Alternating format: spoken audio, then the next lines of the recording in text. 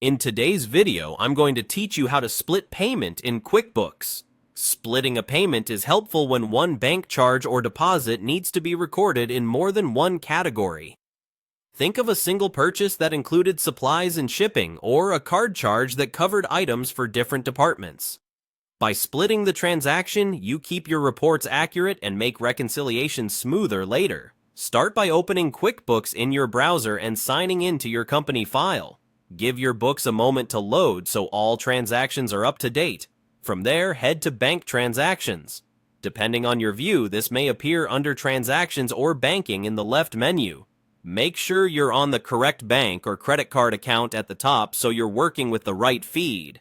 Next, locate the transaction you want to split. You can scroll, filter by date, or use the search bar if you know the amount or description. Click the transaction to open its details. This expands a panel where you'll see information like the date, description, payee field, and the total amount from your bank. Now click Split. This opens the split editor where you can divide the total into as many lines as you need. For each line, choose the correct category or account. For example, office supplies, shipping, or meals, depending on what the charge covered. If you track classes or locations, you can assign those here as well. Enter the amount for each portion.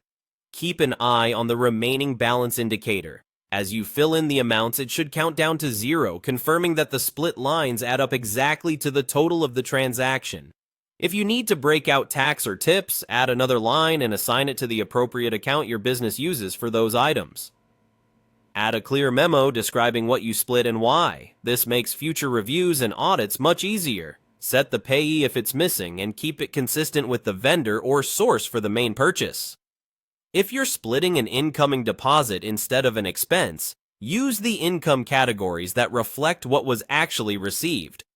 When everything looks right, click Save. You'll return to the bank transactions list with the split applied. Review the entry briefly to confirm the categories and amounts look correct. If something doesn't add up, reopen the transaction and adjust the split until the remaining amount is 0. And that's it. You've successfully split a payment in QuickBooks, keeping your categories accurate and your reports clean.